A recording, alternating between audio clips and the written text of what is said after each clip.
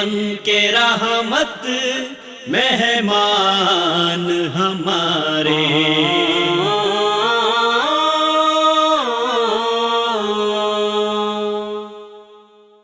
بسم اللہ الرحمن الرحیم. السلام علیکم ورحمۃ اللہ وبرکاتہ.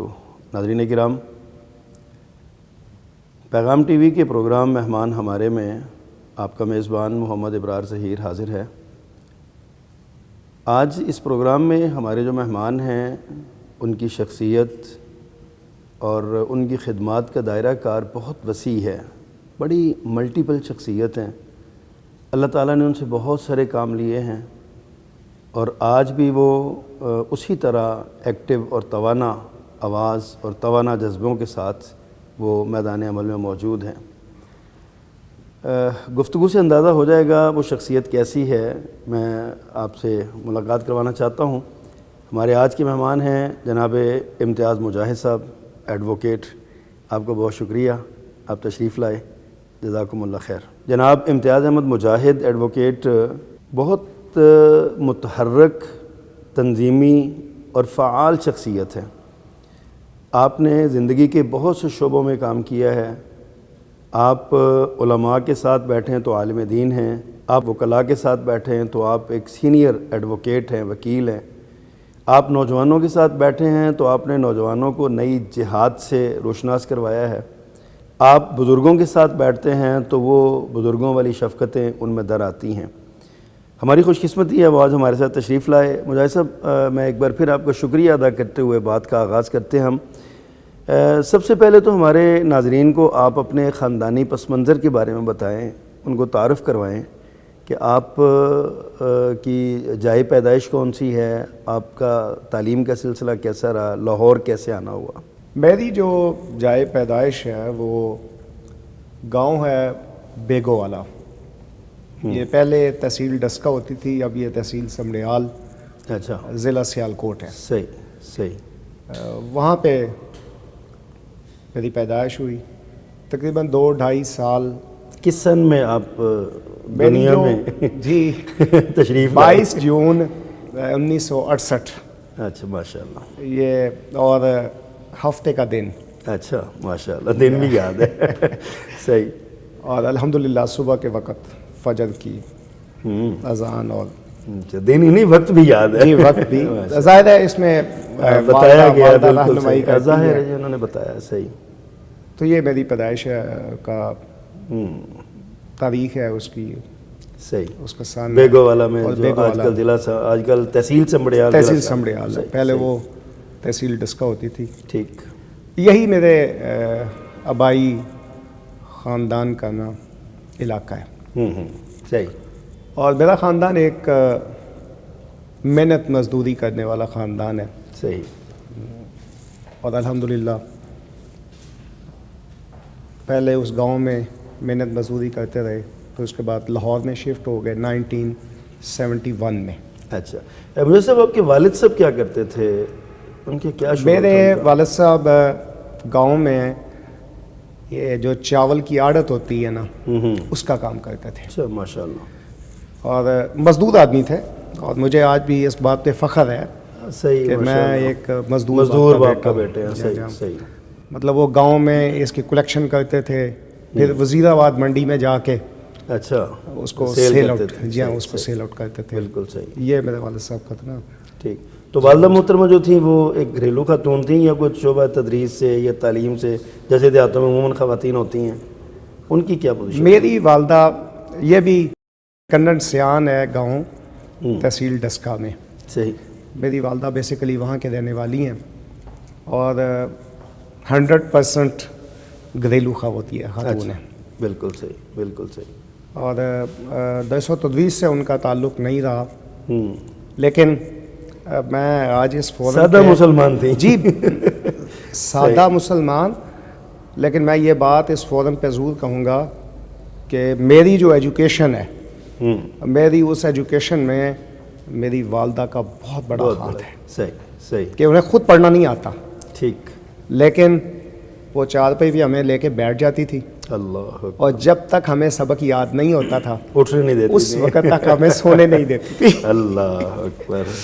پرانے دور کی مائیں جو ہے نا، یہ آج کل کی مائیں تو میرا خیال بچوں کو ٹیوشن بھیج کے فارغ ہو جاتی ہیں، ٹیچر جانے اور بچہ جانے. میں اس حوالے سے جی میری والدہ کا بہت بڑا رول ہے ماشاء اللہ. میری تعلیم کے اندر. اچھا مجھے صاحب آپ کتنے بہن بھائی ہیں آپ؟ 4 بہن بھائی ہیں، 3 بھائی ہیں اور ایک ہماری ہمشیرہ ہے. اچھا ماشاء اللہ. تو بھائی جو باقی آپ بڑے ہیں یا بھائی بڑے ہیں؟ مجھ سے میری بڑی بہن تھی، ان کی ڈیتھ ہو چکی ہے. انا للہ و انا الیہ. اور مجھ سے چھوٹے 2 بھائی، ان میں سے ایک میرے بھائی، ان کی بھی ڈیتھ ہو گئی ہے. اللہ اکبر. صحیح. اس وقت ہم 2 بھائی جو ہیں وہ موجود ہیں. صحیح. تو یہ جو آپ کی تعلیم ہے، ابتدائی تعلیم جو آپ نے ظاہر ہے گاؤں سے ہی حاصل کی ہوگی، پھر کیسے تعلیمی سفر آپ کا کیسے جاری ہوا اور کہاں تک پہنچا؟ نہیں، میں نے جیسے آپ سے کہا نا کہ میں 1971 میں ہم لاہور شفٹ ہو گئے، تو میرا جو تعلیم کا سفر ہے وہ لاہور سے ہی اچھا شروع ہوتا ہے. گورنمنٹ پرائمری اسکول تھا گنج بازار مغل پورہ میں، وہاں پہ میری اس تعلیمی سفر کا آغاز ہوا.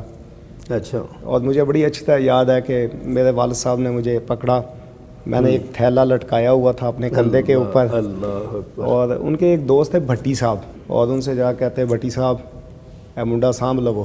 اللہ اللہ اللہ. صحیح. تو انہوں نہ پڑھا کے کڑنا جے تھو. کیا بات کیا بات ہے. تو وہ میری ابتدا تھی. ٹھیک. 5ویں کلاس میں نے وہاں سے کی، اور اس کے بعد پھر میں گورنمنٹ ہائی اسکول باغبان پورہ صحیح لاہور میں وہاں پہ شفٹ ہو گیا. ٹھیک. اور میری زندگی کا جو دینی رجحان یا دینی انقلاب جس کو آپ کہتے ہیں، وہ اسی اسکول سے ایک بڑے ہی مخلص ٹیچر تھے مرزا محمد ایوب صاحب. ٹھیک. ان کی جو دعوت تھی نا اس سے ہوا تھا. صحیح.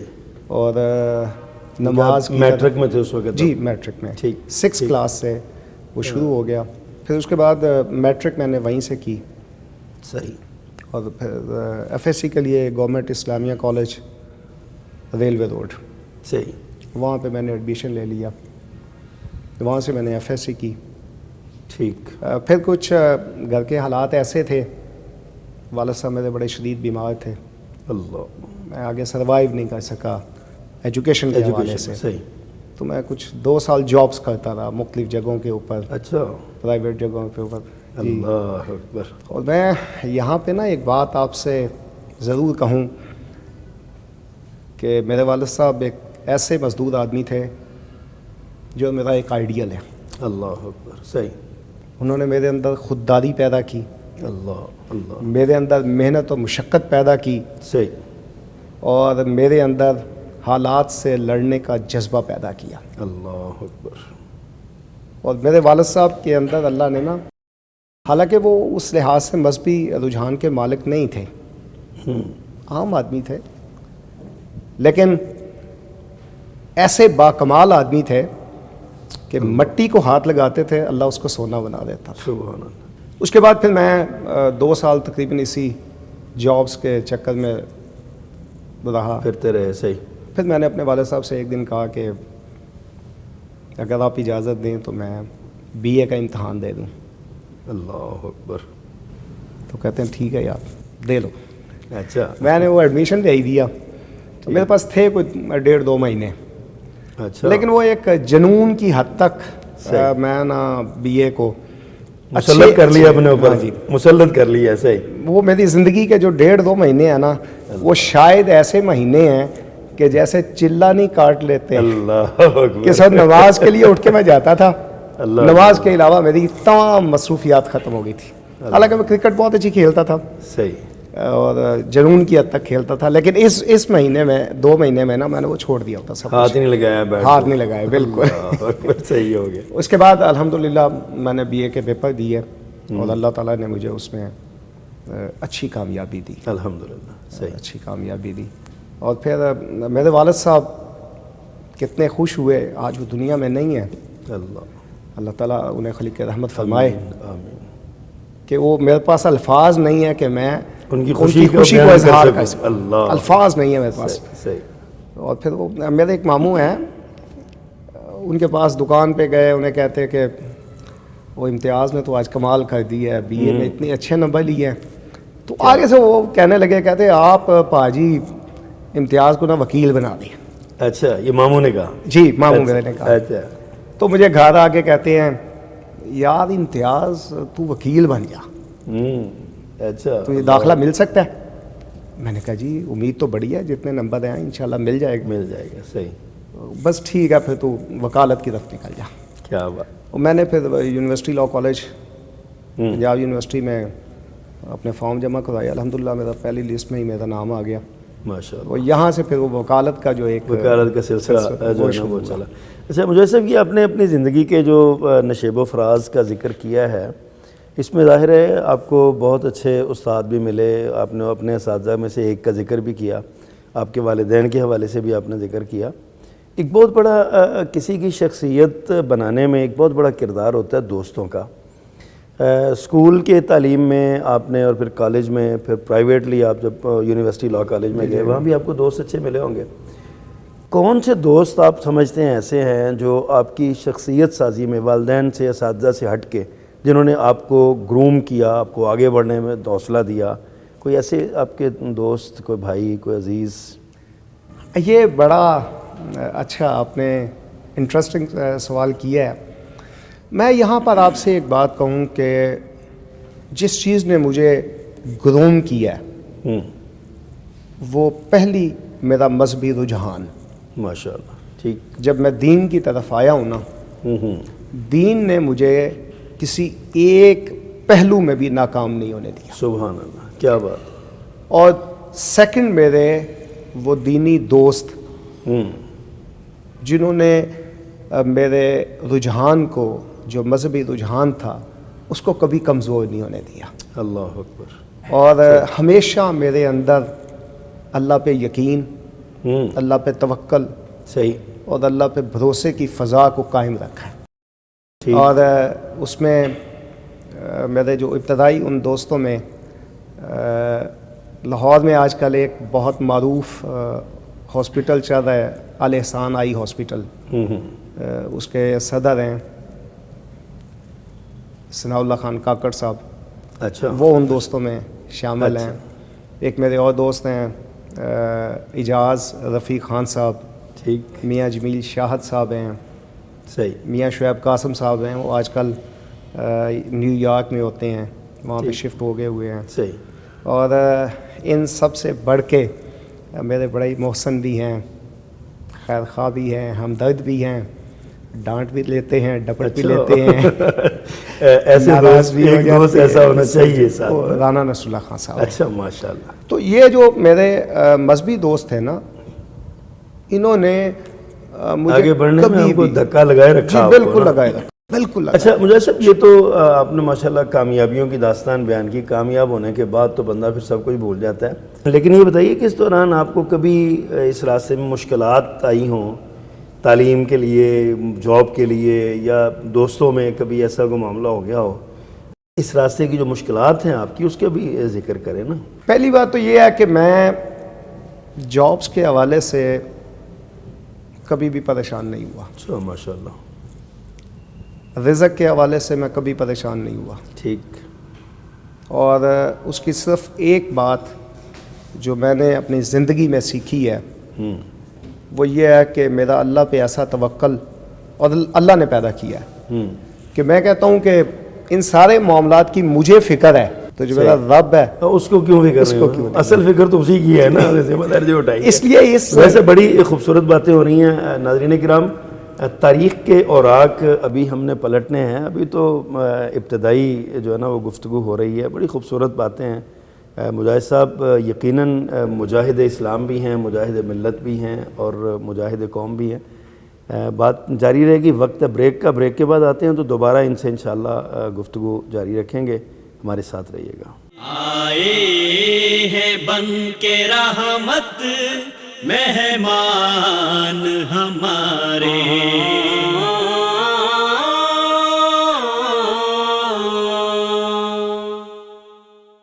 آئے ہیں بن کے رحمت مہمان ہمارے.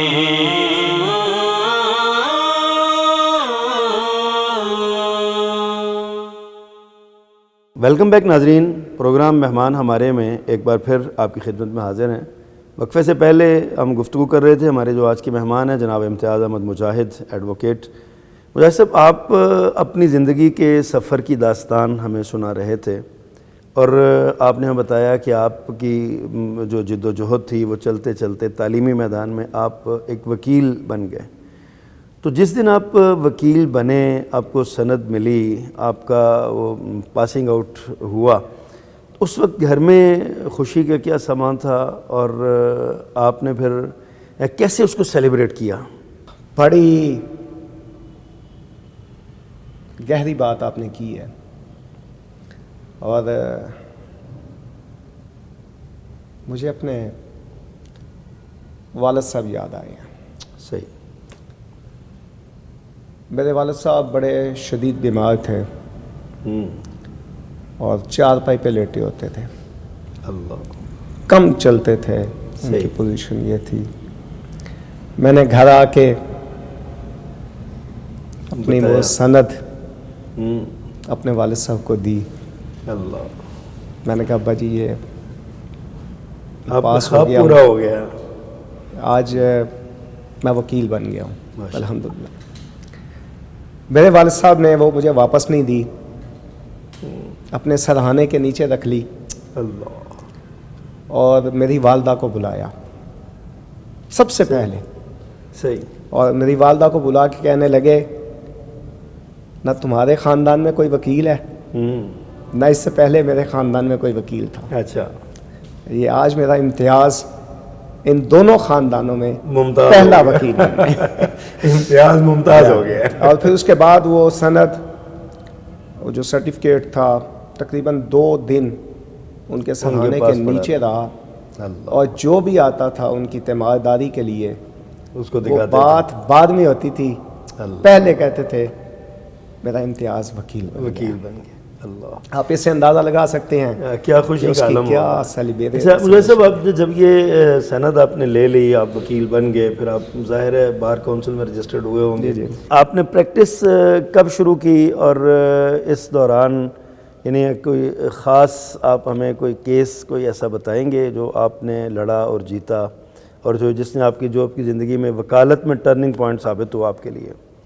میں نے میرے ٹیچر ہیں ملک نور محمد سرفراز ایڈوکیٹ، میں نے ان کے پاس اپرینٹرشپ کی 6 ماہ کی، صحیح، اور پھر اس کے بعد مجھے پنجاب بار کونسل سے لائسنس ایشو ہوا۔ 1996 میں ہائی کورٹ میں انرول ہوا، اچھا ماشاء اللہ۔ اور اس کے بعد پھر ایک سلسلہ، لیکن ایک میں بڑی دلچسپ، میری زندگی میں ویسے بڑے دلچسپ واقعات ہیں، لیکن ایک میرا بڑا انٹرسٹنگ جو ہے نا وہ واقعہ مجھے آج بھی وہ یاد ہے صحیح، کہ میرے پاس لاہور سے میرے کوئی دوست آئے اور انہوں نے کہا کہ ہماری یہ ایک مسجد کا میٹر ہے اور جو ہمارے مخالف ہیں وہ حکم امتناعی کے لیے عدالت گئے ہوئے ہیں، اچھا تو آپ ہماری طرف سے وہاں پہ پیش ہوں۔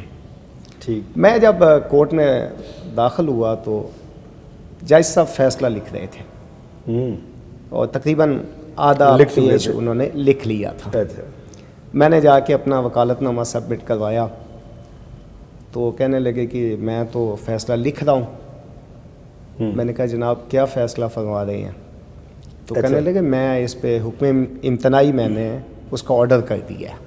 صحیح، تو میں نے کہا مجھے اس آرڈر پہ کوئی اعتراض نہیں ہے، ہمارے مخالف اسی لیے آئے ہیں نا کہ ہم حکم امتناعی لیں، سر مجھے کوئی اعتراض نہیں ہے، آپ اپنا آرڈر لکھیں۔ جب میں نے یہ بات کی تو وہ ایک دم بڑے حیران ہو کے نا اپنا قلم انہوں نے روک دیا، اچھا، کہتے آپ کہنا کیا چاہتے ہیں؟ میں نے کہا جناب جو اسٹے آرڈر ہوتا ہے اس کا مطلب ہوتا ہے کہ جو چیز جہاں پہ ہے وہیں پہ رہے، صحیح، اس میں کچھ نہیں ہوگا۔ وہاں پہ 5 وقت کی نماز ہو رہی ہے، آپ کے حکم کا مطلب ہے کہ 5 وقت کی نماز ہوگی۔ نہیں رکے گی۔ وہاں پہ خطبہ جمعہ ہو رہا ہے، آپ کے حکم کا مطلب یہ ہے کہ وہاں پہ خطبہ جمعہ ہوگا، نہیں رکے تو ہم یہی تو چاہتے ہیں۔ بالکل صحیح، وہ میری یہ بات سن کے نا ایک لمحے کے لیے چونک اٹھا اور اس نے مخالفین کو بلا لیا۔ ٹھیک، انہوں نے کہا کہ آپ تو کچھ اور کہہ رہے تھے، یہ صاحب کچھ اور کہہ رہے ہیں۔ اور پھر اس نے ان کا کیس جو ہے نا خارج کر دیا. اللہ اکبر کبیرہ. یہ ایک میری زندگی کا بڑا. اچھا آپ سپریم کورٹ میں بھی انرول ہیں؟ نہیں میں سپریم کورٹ میں ہائی کورٹ تک. ہائی کورٹ تک ہوں. اچھا اچھا یہ بتائیے کہ آپ کی جو وکالت کی کا دورانیہ ہے، یعنی کہ ظاہر ہے اس میں کافی سال گزر گئے آپ کو اس میں، اس کیس کے علاوہ کوئی بڑا کیس جس میں آپ کو آپ کے لیے مشکلات بڑی ہوں لیکن آپ نے اس کو فائٹ کیا وہاں پہ اور آپ اس کو جیتے اور آپ کی زندگی کا وہ بڑا ایک یادگار کیس بن گیا، کوئی ایسا کیس آپ کو یاد ہے؟ جی ہاں، ایک اس میں ویسے تو بڑے کیسز ہیں چونکہ 25-26 سال کی وکالت، ظاہر ہے اس میں بڑے. لیکن مجھے ایک بڑی انٹرسٹنگ بات ایک اور آپ کو ہائی کورٹ کی بات بتاتا ہوں. اکاڑا کا ایک گاؤں تھا، وہاں پہ جو 4 نوجوان تھے نا وہ 6 ماہ سے اریسٹ تھے. اچھا. اور ان کی ضمانت نہیں ہو رہی تھی. ٹھیک. وہ کوئی مذہبی کشیدگی کا مسئلہ تھا کسی کے ساتھ گاؤں میں. تو میرے پاس وہاں پہ احباب آئے. ہمارے لاہور میں ایک بڑے قریبی دوست ہیں حسن محمود کمیر پوری صاحب. جی جی. ان کا بھی فون مجھے آیا کہ اس کیس کو دیکھیں. تو میں نے نا وہ 4 جو گرفتار تھے افراد، میں نے ان میں سے دیکھا کہ یہ بندہ زیادہ کمزور ہے، اس کے اوپر کیس، اس کی ضمانت کے لیے اپلائی کرتا ہوں ہائی کورٹ میں. ٹھیک. جسٹس عبدالرشید صاحب، شیخ عبدالرشید صاحب، صحیح. ان کے پاس میرا کیس لگا. تو میں جب پیش ہوا، آرگومنٹ کیے، تو مجھے کہتے ہیں کہ یہ باقی ملزمان کہاں پہ ہیں؟ کہ جناب وہ بھی جیل میں ہیں. کہتے ہیں اچھا. آرڈر لکھوانا شروع کر دیا. میں نے اپلیکیشن دی تھی ضمانت کے لیے، بیل اپلیکیشن. صحیح. انہوں نے میری اپلیکیشن کو ٹرانسفر کیا ایکویٹل اپلیکیشن میں. ٹھیک. اور انہوں نے 4 ملزمان بری کر دیے. بری. اللہ اکبر. کیا بات ہے. یہ بڑا ایک اس میں واقعتاً وہ بری ہوتے تھے، مطلب یہ نہیں ہے کہ جیسا نے کوئی انہوں نے سارا کیس اسٹڈی کر لیا ہوگا نا. اسٹڈی کیا، میرٹ پہ وہ بری ہو رہے تھے، لیکن گاؤں کے حالات کی وجہ سے، کشیدگی کی وجہ سے ان کا معاملہ تھا کہ نیچے والی کورٹ ان کی ضمانت نہیں لے رہی تھی. یہ میری زندگی کا ایک بڑا دلچسپ قصہ ہے. اچھا مجھے صاحب آپ نے بڑی بھرپور زندگی گزاری ہے. آپ نوجوانوں کی ایک ملک گیر تنظیم اہل حدیث یوتھ فورس پاکستان کے صدر بھی رہے ہیں، اس سے پہلے جنرل سیکرٹری بھی رہے ہیں، پھر آپ نے بہت سارا اس حوالے سے کام بھی کیا ہے، نوجوانوں کو منظم کیا ہے. نوجوان نسل کسی بھی قوم کے لیے آپ کو پتہ ہے ریڑھ کی ہڈی کی حیثیت رکھتی ہے. آپ کے تجربات کیا ہیں؟ آپ نوجوانوں سے ڈیل کرتے رہے، نوجوانوں کو لیڈ کرتے رہے، آپ نوجوانوں کے درمیان نوجوان بن کے رہے، آپ نے بہت سارے کام کیے. نوجوانوں کو آج کس چیز کی ضرورت ہے اور نوجوان کس لائن پہ جا رہے ہیں؟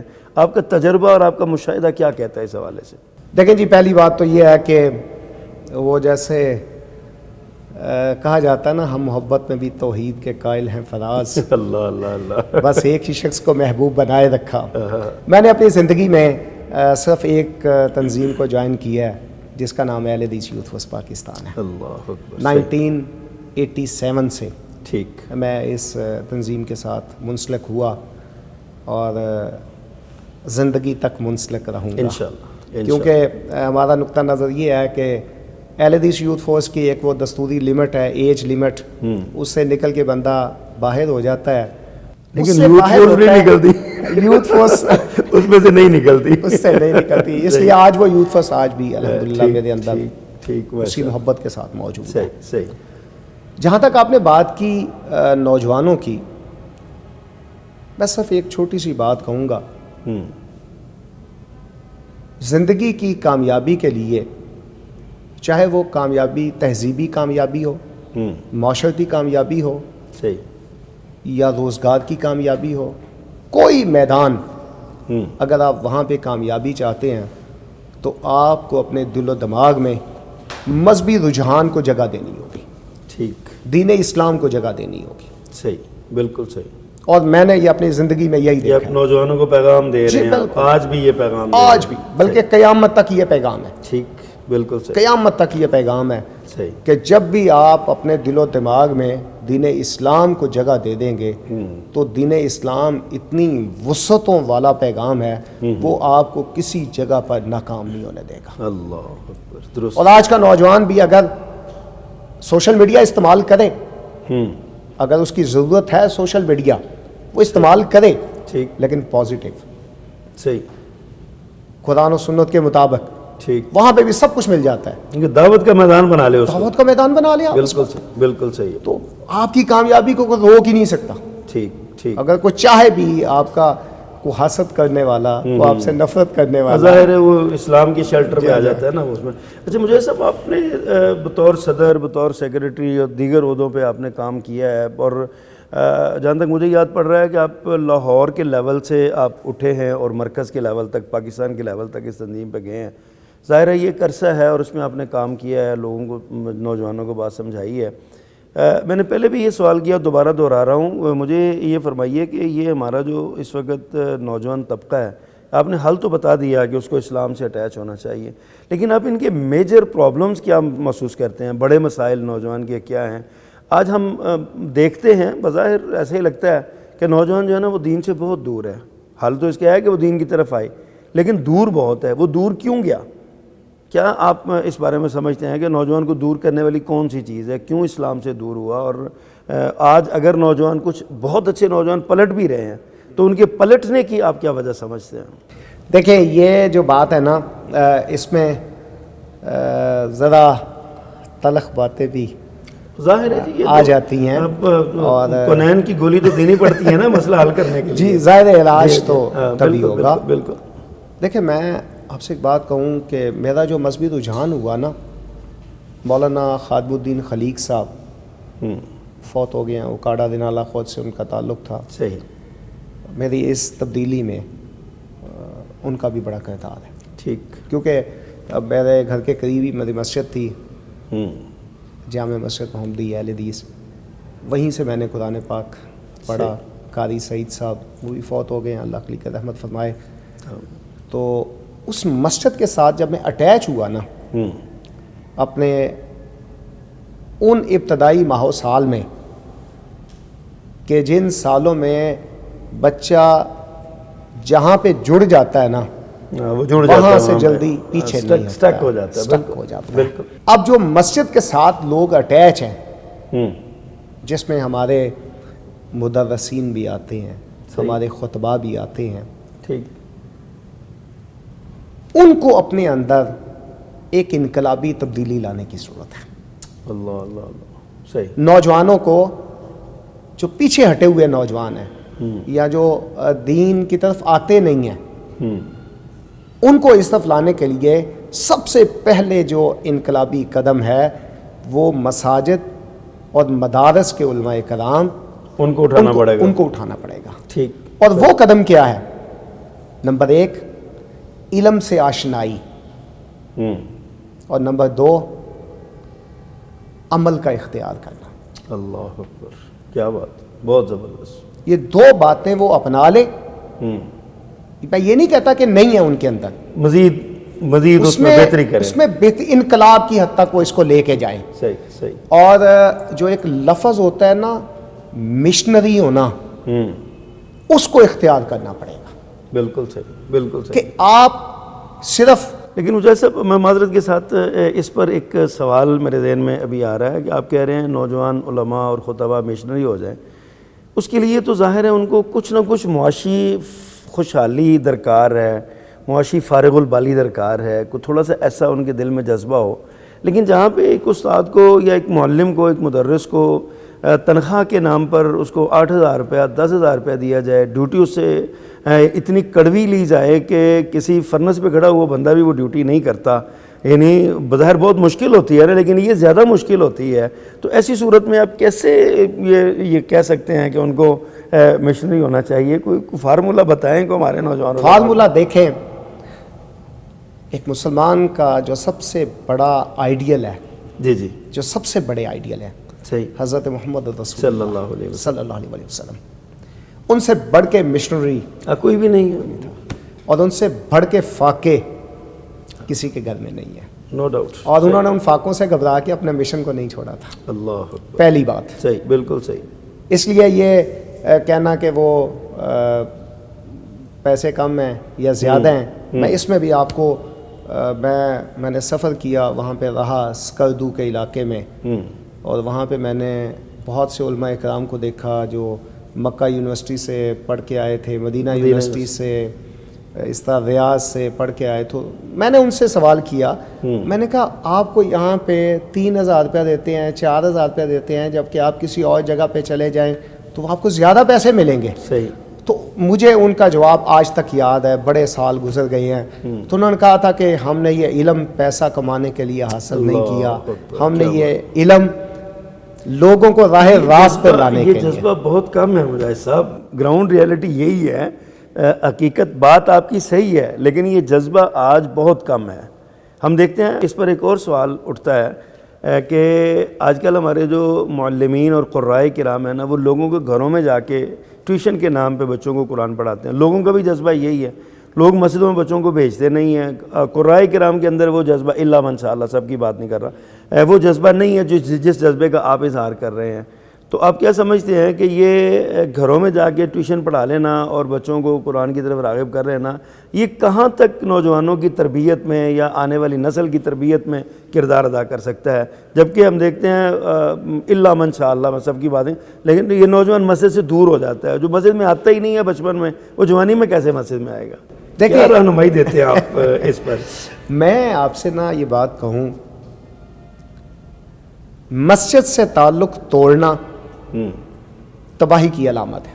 بے شک, بے شک. اور جب آپ نے بچوں کو مسجد میں پڑھانا چھوڑ دیا, اس لیے چھوڑ دیا کہ فجر کی نماز کے بعد کون اٹھے گا بچوں کو وہاں بھیجنے کے لیے؟ اللہ اکبر. اور پچھلے ٹائم بچوں کو کون بھیجے گا, وہ تو اکیڈمی جانے کا ٹائم ہے یا ٹیوشن جانے کا ٹائم ہے. مسجد سے تعلق کمزور ہوا اور زندگی کی تباہی ہو گئی. اللہ. اور اس میں ایک تو والدین نے کردار ادا کیا, اور دوسرا کردار ہم نے ادا کیا. صحیح. کہ ہم نے کہا ٹھیک ہے آپ مسجد میں نہیں آ سکتے, ہم آپ کے گھر آ جائیں گے. جب آپ گھر چلے گئے تو آپ ایک ملازم کی حیثیت سے گئے ہیں, ایک امام کی حیثیت سے نہیں گئے ہیں. آپ کی جو حیثیت ڈی ویلیو ہوئی ہے نا اس بچے کے ذہن میں.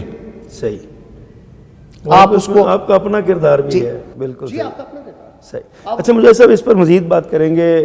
ناظرین اکرام, بڑی دل کے درد جو ہے نا وہ اظہار ہو رہا ہے, اور دل کے پھپھولے جو ہے نا وہ کھل رہے ہیں.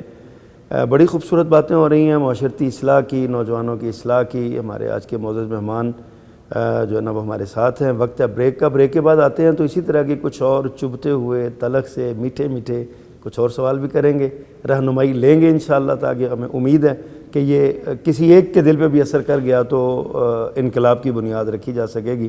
ہمارے ساتھ رہیے گا, چند لمحات کے بعد دوبارہ حاضر ہوتے ہیں. آئے ہیں بن کے رحمت مہمان ہمارے,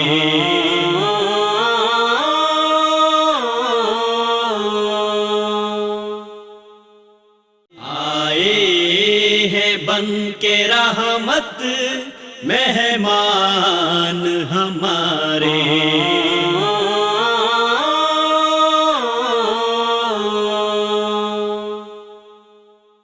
ویلکم بیک ناظرین کرام. پروگرام مہمان ہمارے اور میں آپ کا میزبان.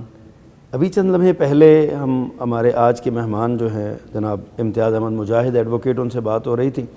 مجاہد صاحب, سلگتے ہوئے سماجی مسائل اور معاشرتی مسائل اور مسلمان معاشرے میں رہتے ہوئے اسلام سے دوری کا ایک المیہ جو ہم اس کا درد جو ہے نا وہ اظہار کر رہے تھے, درد کا آپ بھی یعنی بتا رہے تھے. تو اس سے میں یعنی کہ آپ بھی ظاہر صاحب اولاد ہیں, آپ کے بھی بچے ہیں, آپ اپنے بچوں کی تربیت کے لیے آپ کیا طریقہ کار اختیار کرتے ہیں کہ آپ کے بچے دین کے ساتھ جڑے رہیں اور مستقبل میں آپ کے لیے صدقہ جاریہ بن جائیں؟ لوگوں کے لیے کیا رہنمائی اس میں ہو سکتی ہے؟ دیکھیں جی, اس میں نا ایک بات آپ سے یہ کہوں گا, انسان کو تھکنا نہیں چاہیے. گڈ, بالکل صحیح.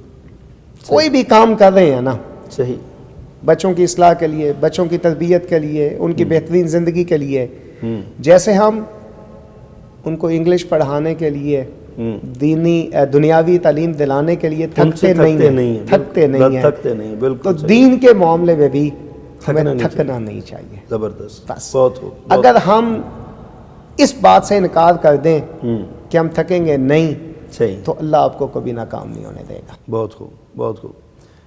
اچھا مجھے صاحب یہ تو بچوں کے حوالے سے ہو گیا، دین کی بات تو ہو گئی، کچھ ہمارے جو عام سماج کے مسائل ہیں، معاشرت کے مسائل ہیں، ان پہ آپ سے کچھ رہنمائی لینا چاہتے ہیں۔ آپ ایک سوشل ایکٹیوسٹ بھی ہیں، آپ سماج میں خدمت خلق کے جذبے کے ساتھ میدان عمل میں بھی ہیں، آپ لوگوں کے کام بھی آتے ہیں، لوگوں کی ضروریات کو پوری کرنے کی کوشش بھی کرتے ہیں اپنی سطح تک، آپ کے کئی اداروں سے آپ ایسے وابستہ ہیں، آپ اپنی جماعت سے وابستہ ہیں، یہاں سے بھی یہ سارے معاملات ہوتے ہیں۔ تو آپ کیا سمجھتے ہیں کہ کسی بھی ملک میں، بالخصوص ہمارے ملک پاکستان میں، انقلاب کے لیے یہ سماجی خدمات یا خدمت خلق کے جو معاملات ہیں، یہ کوئی بنیاد بن سکتے ہیں رہنماؤں کے لیے، یا بالخصوص ائمہ مساجد کے لیے، خطباء مساجد کے لیے؟ کیا کرنا چاہیے ان کو؟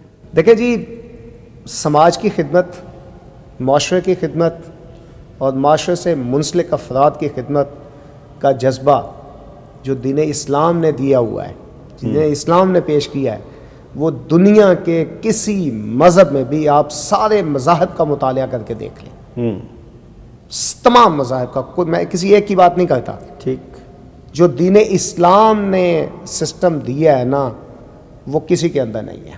اللہ اللہ، صحیح، سال کے بعد آپ کے پاس زکوٰۃ کا سسٹم ہے، بالکل، پسے ہوئے لوگوں کو پیسے دو، ان کو قوم پہ کھڑا کرو، صحیح، پھر 24 گھنٹے اس میں کوئی زکوٰۃ کا تو سال کا مخصوص کر دیا، جی ہاں، لیکن 24 گھنٹے صدقہ و خیرات کے نام پر، بالکل صحیح، اور نفلی صدقات جو ہے نا، نفلی، بالکل وہ صحیح، سارے معاملات، یہ سسٹم دین اسلام کے اندر موجود ہے۔ ٹھیک، بالکل، اور ہم اللہ کے نبی صلی اللہ علیہ وآلہ وسلم کی زندگی سے دیکھتے ہیں، آپ کے صحابہ کی زندگی سے، تبع تابعین کی زندگی سے، اس کے بعد اور آج تک صحیح، جو لوگ بھی دین کے اس حصے کو اپنائے رکھتے ہیں، وہ کبھی بھی کسی ناکام معاشرے کی بنیاد نہیں رکھتے، ٹھیک، وہ کامیاب معاشرے کی بنیاد رکھتے ہیں۔ صحیح، اور اس میں دیکھیں 5 چیزیں ہیں جو دین اسلام کی بنیاد ہے، اور اس میں زکوٰۃ بھی شامل ہے۔ بالکل صحیح، صحیح، مطلب دیکھیں بنیاد ہے یہ، بنیاد ہے یہ، بالکل بنیاد ہے یہ، بالکل صحیح، ٹھیک ہے۔ تو اس لیے جو بھی لوگ سماج کی بھلائی کے لیے کام کرتے ہیں، اللہ دنیا میں بھی ان کو دیتا ہے، بالکل صحیح، اور آخرت میں بھی ان کا نوازتا ہے، بالکل صحیح۔ اچھا مجھے صاحب، آپ ایک جہاندیدہ شخصیت ہیں، آپ نے جہاں صرف ایک جماعت کے ساتھ کام نہیں کیا، آپ نے یعنی آپ بحیثیت لائر، ایک وکیل کی حیثیت سے آپ اسٹڈی کرتے ہیں، معاشرے کو آپ دیکھتے ہیں۔ ہمارے پاکستان میں مذہبی جماعتیں بہت بڑی تعداد میں ہیں، جی جی بالکل، دینی جماعتیں، اور سیاست بھی کر رہی ہیں، خدمت خلق بھی ہو رہی ہے، سارے معاملات جو ہے نا وہ ہم دیکھ رہے ہیں، ہو رہے ہیں، لیکن یہ سب منزل کی طرف، پتہ نہیں یہ میرا اندازہ درست ہے یا نہیں ہے، مجھے نہیں پتہ، لیکن میں خیال کر رہا ہوں منزل کی طرف ہمارا سفر کھوٹا ہوتا جا رہا ہے۔ وہ منیر نیازی نے جیسے کہا تھا کہ میں دریا ایک اترتا ہوں تو آگے پھر ایک نئی ایک منزل میرے سامنے کھڑی ہوتی ہے، ایک مشکل سے نکلتا ہوں تو آگے نئی مشکل کھڑی ہوتی ہے۔ آپ کیا سمجھتے ہیں، دینی جماعتیں اپنے کاز سے مخلص نہیں ہیں، یا ان کے راستے میں کوئی رکاوٹ ہے، یا عوام ان کے ساتھ کوآپریٹو نہیں ہے؟ یہ کیا سمجھتے ہیں آپ، یہ کیوں ہم، یعنی کہ 73-74 سال ہو گئے ہیں ہمیں، اور ہم یہ کام کر رہے ہیں، بگٹٹ دوڑتے چلے جا رہے ہیں، لیکن منزل نظر نہیں آ رہی ہے؟ مجھے ہی نظر نہیں آ رہی ہے، آپ کو بھی نظر نہیں آ رہی؟ اصل میں آپ نا وہ جو 73-74 سال کی بات کر رہے ہیں، آپ پاکستان کی بات کر رہے ہیں، جی جی، ٹھیک ہے، یہ ہسٹری 1400 سال 1400 سال کی ہے، صحیح، بالکل صحیح۔ جو لوگ اخلاص کے ساتھ، توکل، یقین اور بھروسے کے ساتھ کام کرتے ہیں، وہ کبھی ناکام نہیں ہوتے، ٹھیک، اور انہی افراد کے اندر ایسے لوگ موجود ہیں جو شیطان کے اعلی کار ہیں، اللہ اللہ، جو بدنامی کا باعث بنتے ہیں، اور بظاہر مخالف طبقے کو ناکامی کا پیغام دیتے ہیں، وہ ان کے اعلی کار بنے ہوتے ہیں، صحیح، اور آج پاکستان کے اندر بھی وہ لوگ موجود ہیں جن کی شخصیت کو دیکھتے ہیں تو ان کے اوپر ایک مذہب کی چھاپ لگی ہوتی ہے، ٹھیک، بظاہر، بالکل، لیکن ان کے اندر شیطان کی چھاپ نمایاں ہوتی ہے۔ اعمال ان کے ایسے ظاہر ہوتے ہیں. صحیح. جس کی وجہ سے جو دینی جماعتی ہیں نا وہ ایک طبقہ جو مخالفین کا جو دین اسلام کے مخالف ہیں اور وہ اس تلاش میں ہوتے ہیں. جیسے ابھی آپ نے بات کی کہ یہ علماء اکرام کی تنخواہیں 8,000 4,000 6,000 آج تک میں یہ ریکارڈ کی بات کر رہا ہوں. دو باتیں میں کہنے لگا ہوں اس حوالے سے تاریخی پس منظر کے ساتھ. نمبر ایک، جب انگریز یہاں پہ آیا تو اسلام کا شدید مخالف تھا اور آج بھی ہے، اس میں جو ایک طبقہ موجود ہے. انہوں نے یہ کام کیا تھا کہ جیسے گاؤں کے اندر کمیوں کے لیے جگہ چھوڑی جاتی تھی تو مسجد کے امام کے لیے بھی وہاں سے جگہ چھوڑ کے اس کو کمی کی حیثیت، امام کی جگہ سے اٹھا کے اس کو کمی کی حیثیت کمی کی جگہ پہ ڈال دیا گیا. اور دوسری بات جو اس نے کی تھی، آپ انگریز کے آنے سے پہلے کی ہسٹری کا مطالعہ کر لیں، تنخواہوں کی یہ کیفیت نہیں تھی. ٹھیک، بالکل صحیح. انگریز کے آنے کے بعد تنخواہوں کی کیفیت یہ ہوئی، وہ کہتے تھے کہ اس کو پیسے کم دو اور سال کے بعد جو دانے آتے ہیں نا وہ اس کو وہ کمیوں کی حیثیت سے اس کو دو. بالکل صحیح. اور آج میں افسوس کے ساتھ مساجد کی اس تمام انتظامیہ کی بات کرتا ہوں جو اس سے منسلک ہے مسجد کے ساتھ. صحیح. وہ مسجد کی تعمیر کے لیے میں لاکھوں کا لفظ نہیں، میں کروڑوں کا لفظ بولتا ہوں، بالکل لگ جاتا ہے، وہ لگا دیتے ہیں. صحیح. لیکن اپنے امام، اپنے خطیب، اپنے مدرس، اپنے مؤذن، ان کی خوشحالی کے لیے وہ اقدامات نہیں کرتے. اور الحمدللہ میں اس حوالے میں اللہ کا شکر ادا کرتا ہوں کہ ہم نے لاہور میں ٹھیک اس حوالے سے انقلابی قدم شروع کیا تھا. اللہ اللہ. ایک جگہ پہ مسجد میں نا آپس میں دو گروپوں کا جھگڑا تھا، یہ گلشن راوی، میں نام بھی لے دیتا ہوں. صحیح. وہاں پہ ہم ایز اے منصف وہاں پہ گئے جماعت کے ذمہ دار کی حیثیت سے. صحیح. تو میں نے سب سے پہلے ان سے پوچھا، میں نے کہا قاضی صاحب کو پیسے کتنے دیتے ہیں؟ جھگڑا تو آپ لے کے آئے ہیں نا؟ یہ کہا جی 15,000 روپیہ دیتے ہیں. میں نے کہا آپ کی بات بعد میں سنوں گا، ان کی تنخواہ بڑھائیں، کتنی بڑھاتے ہیں؟ کیا بات. آپ کو نہیں سمجھ آتی کیا 15,000 روپے میں آپ کا کچن چلتا ہے؟ اللہ. کیا آپ کے بچے اسکول جاتے ہیں؟ صحیح، بالکل صحیح. اسی وقت انہوں نے کہا جی ہم 20,000 روپیہ بھی کر دیتے ہیں اور آپ سے وعدہ کرتے ہیں کہ تھوڑی دیر کے بعد اس کو مزید بڑھا دیں گے. یہ صرف ایک جگہ نہیں، صحیح، ہم نے لاہور میں اور بھی بڑی جگہوں کئی جگہوں پہ کیا. بالکل، یہ آپ نے بہت اچھا اقدام اٹھایا. لیکن مجاہد صاحب اس حوالے سے ہم دیکھتے ہیں دینی جماعتوں کی بات ہو رہی ہے، دینی جماعتوں کو کچھ بدنام بھی کیا جا رہا ہے. دیکھیں اس وقت ہمارے پاکستان میں دو شخصیات ہیں جو دینی جماعتوں کے سربراہ بھی ہیں، جن کے بارے میں ہم بڑے دعوے کے ساتھ کہہ سکتے ہیں کہ کوشش کے باوجود بھی ان پر کرپشن کا کوئی الزام بھی نہیں لگایا جا سکا. ایک ان میں محترم سینیٹر پروفیسر ساجد میر صاحب ہیں حفظہ اللہ تعالیٰ، اور ایک مولانا فضل الرحمان بھی ہیں، بہت بڑی مظلوم شخصیت ہیں. ثابت کچھ نہیں ہو سکا، الزامات بہت ہیں ان کے اوپر نا.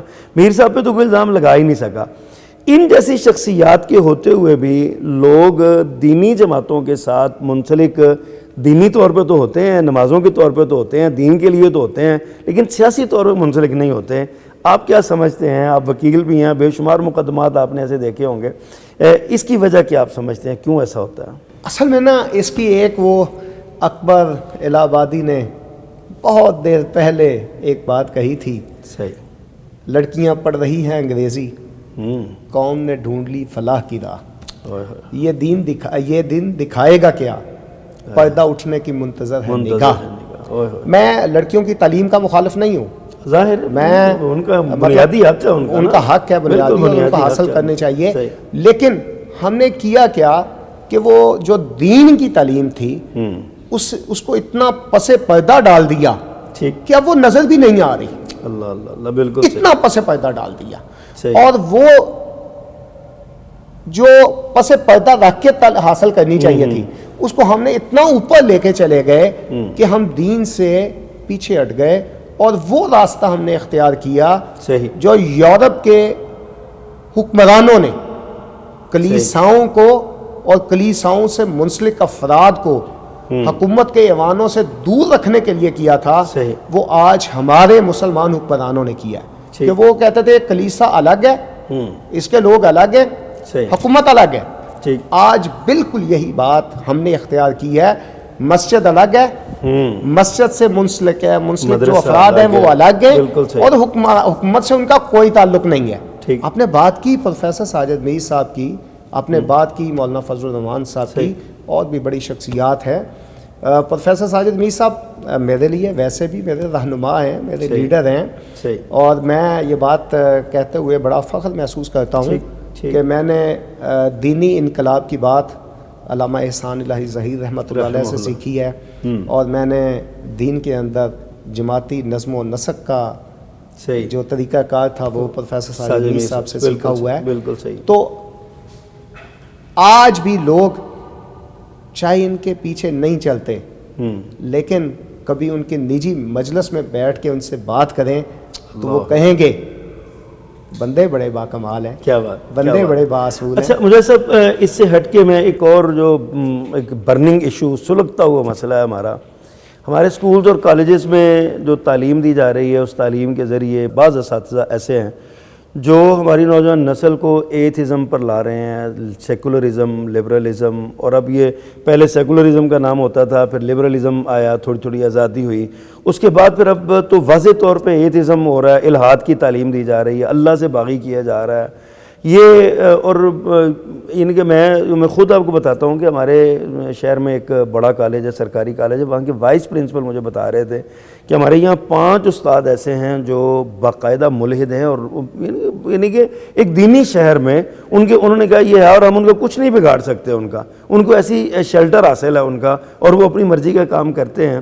آپ کیا رہنمائی کرتے ہیں والدین کی اور نوجوان نسل کی کہ ایسے ظاہر پڑھنا تو انہی کے پاس ہے, اب مجبوریاں بنی ہوئی ہیں, بڑا سلسلہ ہے, تو یہ نوجوان نسل کو الہاد سے ہم کیسے بچا سکتے ہیں؟ یہ برننگ ایشو ہے بہت بڑا, اور ہماری نوجوان نسل بہت دور ہوتی جا رہی ہے دین سے اور الہاد میں گم ہوتی جا رہی ہے. یہ بات جو آپ نے کی ہے نا, یہ لمحہ فکریہ ہے پاکستان کے لیے, صحیح, اور اس لیے لمحہ فکریہ ہے کہ 1971 میں ہم بنگلہ دیش کو جو اپنے آپ سے الگ کر چکے ہیں, اس کی بنیاد بھی یہی بات تھی. اللہ اکبر, صحیح صحیح, کہ اسلامیات پڑھانے کے لیے ہندو استاد رکھے جاتے تھے اسکولوں کے اندر. صحیح, بالکل صحیح. اب وہ ہندو اسلامیات کیا پڑھائے گا, کیا پڑھائیں گے؟ اس نے تو بے دینی پیدا کر دی ہے. اور آج پاکستان کے اندر یہی قانون پاس کیا گیا ہے کہ 5% جو استاد ہیں غیر مسلم, اور اس میں یہ بات آپ کو بتاؤں کہ جو قادیانی فیکٹر ہے پاکستان میں, وہ اتنا مضبوط ہوتا جا رہا ہے کہ یہ صرف قانون سازی انہیں اسکولوں میں اسلامیات پڑھانے کے لیے لگائی گئی ہے. اللہ اکبر, صحیح. اور آج قوم کو سمجھنا چاہیے, صحیح, بالکل صحیح, قوم کو ایسے حکمرانوں سے لا تعلقی کرنی چاہیے. ووٹ کی قوت دی گئی ہے الیکشن کے اندر, صحیح, اس ووٹ کی قوت کو استعمال کر کے ایسے افراد جو الہاد کی طرف لے کے جا رہے ہیں, صحیح, آپ ان کو حکومت دیتے ہیں پاکستان کو بچانے کی, وہ پاکستان کو تباہ کر رہے ہیں. آپ انہیں حکومت دیتے ہیں دین اسلام کو اس ملک کے اندر نافذ کرنے کی, وہ دین اسلام کی بجائے قوم کو الہاد کی طرف لے کے جا رہے ہیں. اب یہ چند دن پہلے آپ نے جو ایک واقعہ دیکھا ہے کو ایجوکیشن کا, کو ایجوکیشن بھی الہاد کی طرف لے جا رہی ہے, اور وہاں پہ کیا ہوا ہے, صحیح, ڈی این سی لڑکی کا ہوا ہے, اس کی ڈیتھ ہوئی ہے جنا ہاسپٹل میں. بالکل صحیح. کیا تھا وہ کو ایجوکیشن. اور یہ میں آپ کو الہاد کی تعلیم کا نتیجہ ہے, آزاد فکری کا. صحیح, ریکارڈ کی بات بتاؤں, یہ تو چند ایک کیسز سامنے آ رہے ہیں, بے شمار ایسے ہیں جو سامنے نہیں آتے. یہ تو بیچاری کی ڈیتھ ہو گئی, پتہ چل گیا ڈی این سی ہوا ہے, اپنی عزت بچانے کے لیے چپ کر. بالکل ایسا ہی ہوتا ہے. ہمیں بنیادی طور پر, میں ایک بات آج اس فورم میں یہ کہنا چاہوں گا, ذاتی انقلاب ممکن ہوتا ہے لیکن حکومتی انقلاب بھی لانا چاہیے. بالکل. اور جن شخصیات کا بھی آپ نے ذکر کیا نا, جن کے اوپر کرپشن کی کوئی الزام نہیں ہے, صحیح, کچھ نہیں پکڑا گیا, آج تک نہیں پکڑا گیا اور پکڑا بھی نہیں جائے گا انشاءاللہ. بالکل صحیح. ایسے لوگوں کو پروموٹ کرنا چاہیے اگر پاکستان کو بچانا چاہتے ہیں, پاکستان کو محفوظ. مجھے صاحب بہت سی باتیں ہیں آپ سے کرنے والی, لیکن جو ہے نا وہ سوئی, گھڑی کی سوئیاں نا وہ زنجیر بن کے مجھے جکڑ رہی ہیں اور روک رہی ہیں. آخری 1-2 چیزیں ہیں میں آپ سے ڈسکس کرنا چاہتا ہوں. مجھے ایک تو یہ بتائیے کیا معاشرے میں انقلاب کے لیے کوئی یہ جو ہمارا جیسے پیغام چینل ہے، ٹی وی چینل ہے، اس کی یہ کوئی بنیاد بن سکتا ہے، کوئی ذریعہ بن سکتا ہے معاشرے میں انقلاب کے لیے؟ یا اس کو کس انداز میں ہم یہاں سے لوگوں کو ایجوکیٹ کر سکتے ہیں، موٹیویٹ کر سکتے ہیں یا لوگوں کو؟ دیکھیں جی، پہلی بات تو یہ ہے کہ پیغام چینل کا آنا ہی ایک انقلاب کا پیغام ہے۔ ماشاءاللہ، بالکل صحیح، اور اس پہ ہم اللہ کا شکر بھی ادا کرتے ہیں الحمدللہ، کہ اس الہادی نظریات کے سامنے جو ایک بہت بڑے انقلاب کا پیغام لے کے کھڑا ہے، وہ پیغام کھڑا ہے الحمدللہ، اور آج پوری دنیا کے اندر۔ بالکل اور میں آپ کو بتاؤں، میں ایک دن نا ایک دکان پہ کھڑا ہوا تھا، صحیح، اور اس نے صبح صبح تلاوت لگائی ہوئی، پیغام ٹی وی لگایا ہوا۔ اللہ اللہ، میں نے اس سے پوچھا، میں نے کہا یار تو نماز بھی کوئی نہیں پڑھتا، مسجد میں بھی نہیں جاتا، صحیح، یہ صبح صبح تو نے پیغام ٹی وی لگایا ہوا، یہ کیا ہے؟ کہتا ہے جی مجھے نہیں پتا کیا ہے، لیکن میں نے یہ دیکھا ہے کہ جو باتیں کرتا ہے سچی کرتا ہے۔ اللہ اکبر، کیا بات ہے، تو یہ یہ بہت ایک بڑا میسج اعزاز ہے، بہت بڑا اعزاز ہے، الحمدللہ، اللہ پاک استقامت دے۔ جی استقامت بھی دے اچھا، اور اس کو آگے مزید آپ بڑھنے کی۔ پیغام ٹی وی کے ناظرین اور پیغام ٹی وی کے ذریعے آپ ہماری نوجوان نسل کو، ہمارے عوام الناس کو، علماء کو، حکمرانوں کو کوئی پیغام کوئی دینا چاہیں، کوئی خوبصورت سا؟ دیکھیں جی، میں نے وہ پہلے بھی ایک بات آپ سے کی کہ آج سوشل میڈیا کا دور ہے، صحیح، سوشل میڈیا کو اختیار کریں لیکن مثبت اختیار کریں، صحیح، منفی اختیار نہ کریں۔ ٹھیک، اگر آپ مثبت اختیار کریں گے، مثلا آپ پیغام ٹی وی کو دیکھتے ہیں، اس کی باتوں کو دیکھتے ہیں، اس کے میسیجز کو دیکھتے ہیں، اس کے پیغامات کو دیکھتے ہیں، اس کی دعوتی میدان، اس کی دعوتی سرگرمیوں کو دیکھتے ہیں، اس کے جو انقلابی اقدامات ہیں، صحیح، اور پھر وقت کے ساتھ ساتھ لوگوں کی ضروریات کے مطابق، قرآن و حدیث کے مطابق جو اس کے اندر چینجز آ رہی ہیں، صحیح، بالکل، لیکن وہ قرآن و حدیث کے مطابق آپ ان چینجز کو دیکھتے ہیں، تو آپ بھی اپنے اندر چینجز لائیں بالکل، قرآن و سنت کے مطابق۔ بہت شکریہ مجاہد صاحب۔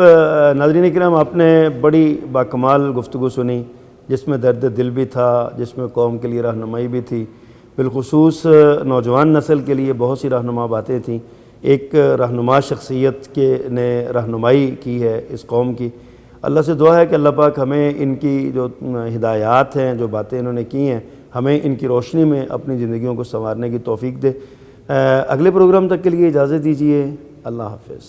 کلیوں کا کھلکھلانا، بلبل کا چہچہانا، خوشیوں کے گیت گانا، آنگن میں جیسے اترے ہیں چاند ستارے، آئے ہیں بن کے رحمت مہمان ہمارے۔